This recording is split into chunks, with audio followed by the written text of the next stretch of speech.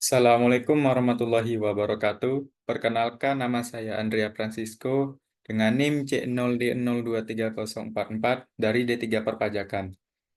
Di sini saya akan menjelaskan materi dari mata kuliah Pajak Penghasilan Pemotongan dan Pemungutan yang berjudul Pemungutan PPh Pasal 21 Final dan Pasal 26 bagi SPLN. Baiklah, langsung saja kita langsung masuk ke materinya. Latar belakang, pajak penghasilan final atau PPh final adalah pajak yang dikenakan dengan tarif dasar pengenaan pajak tertentu yang berbeda dengan skema pajak secara umum atas penghasilan yang diterima atau diperoleh sepanjang tahun berjalan. Artinya, pajak penghasilan yang sudah bersifat final ini tidak dapat dikreditkan dengan PPh terutang. PPh pasal 26 adalah pajak penghasilan yang dikenakan atas penghasilan yang diterima atau diperoleh wajib pajak luar negeri dari Indonesia selain bentuk usaha tetap atau BUT yang berada di Indonesia. PPh Pasal 26 diatur dalam Undang-Undang Nomor 36 Tahun 2008 tentang pajak penghasilan. Ada perumusan masalah dalam materi ini adalah cara pemungutan PPh Pasal 21 final, 2. Cara pemungutan PPh Pasal 26 bagi SPLN. Tujuan dari materi kali ini adalah untuk mengetahui cara pemungutan PPh Pasal 21 final dan untuk mengetahui cara pemungutan PPh Pasal 26 bagi SPLN. Materi pertama yaitu pemungutan PPh Pasal 21 final. Pajak penghasilan final atau PPh final adalah pajak yang dikenakan dengan tarif dasar pengenaan pajak tertentu, yang berbeda dengan skema pajak secara umum atas penghasilan yang diterima atau diperoleh sepanjang tahun berjalan. Artinya, pajak penghasilan sudah bersifat final ini tidak dapat dikreditkan dengan PPh terutang. Adapun perbedaan PPh 21 final dan tidak final. 1. PPh tidak final terdapat penggabungan dengan penghasilan lainnya, sementara untuk PPh final terdapat pemisahan. 2. Pada PPh tidak final, biaya sehubungan untuk mendapatkan, menagih, dan memelihara penghasilan dapat dikurangkan dengan penghasilan bruto, sementara untuk PPh final tidak dapat dikurangkan. 3. Bukti potong PPh tidak final dapat diperhitungkan sebagai kredit pajak bagi pihak yang dipungut. Untuk PPh final, hal ini tidak dapat diperhitungkan sebagai kredit pajak. 4. Tarif PPh tidak final berdasarkan pada tarif umum pada 17 Undang-Undang Perpajakan. Untuk PPh final, tarif berdasarkan peraturan pemerintah atau keputusan Menteri Keuangan. Objek pajak final dan tidak final. Objek PPh final antara lain bunga deposito dan tabungan serta dikonto sertifikat Bank Indonesia. 2. Bunga obligasi. 3. Diskonto surat perbendaharaan negara atau SPN. 4. Hadiah undian. 5. Transaksi penjualan saham dan sekuritas lainnya. 6. Penghasilan perusahaan modal Ventura dari transaksi penjualan saham, pengalihan penyertaan modal pada perusahaan pasangan usahanya. Objek pajak PPh tidak final. 1. Penggantian atau imbalan berkenaan dengan pekerjaan atau jasa yang diterima atau diperoleh. 2. Hadiah dari pekerjaan atau kegiatan dan penghargaan. 3. Laba usaha. 4. Keuntungan karena penjualan atau karena pengalihan harta. 5. Penerimaan kembali pembayaran pajak yang telah dibebankan sebagai biaya dan pembayaran tambahan pengembalian pajak. 6. Bunga termasuk premium, diskonto, dan imbalan karena jaminan pengembalian utang. 7. Dividen. Selanjutnya, yaitu materi pemungutan PPh Pasal 26 bagi SPLN. Menurut Undang-Undang Nomor 36 Tahun 2008, PPh Pasal 26 adalah pajak penghasilan yang dikenakan atas penghasilan yang diterima wajib pajak luar negeri dari Indonesia selain bentuk usaha tetap atau BUT di Indonesia.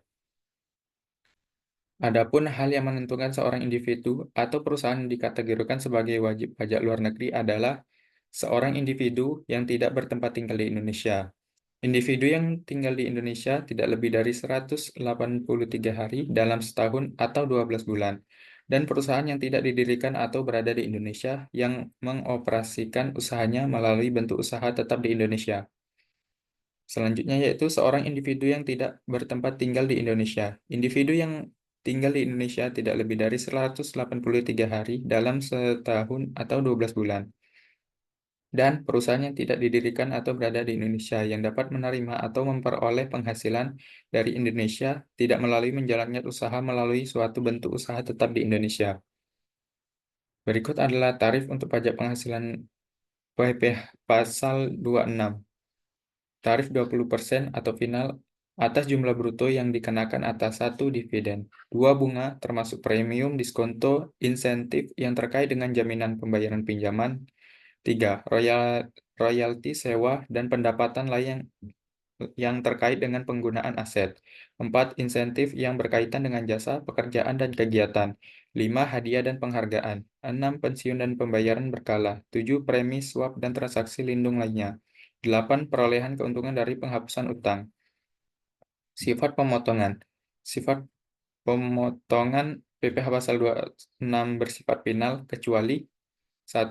Pemotongan atas penghasilan kantor pusat dari usaha atau kegiatan, penjualan barang, atau pemberian jasa di Indonesia yang sejenis dengan dijalankan atau dilakukan BUT di Indonesia. 2. Pemotongan atas penghasilan sebagaimana tersebut dalam PPh pasal 26 yang diterima atau diperoleh kantor pusat sepanjang terdapat hubungan efektif antara BUT dengan harta atau kegiatan yang memberikan penghasilan dimaksud. 3.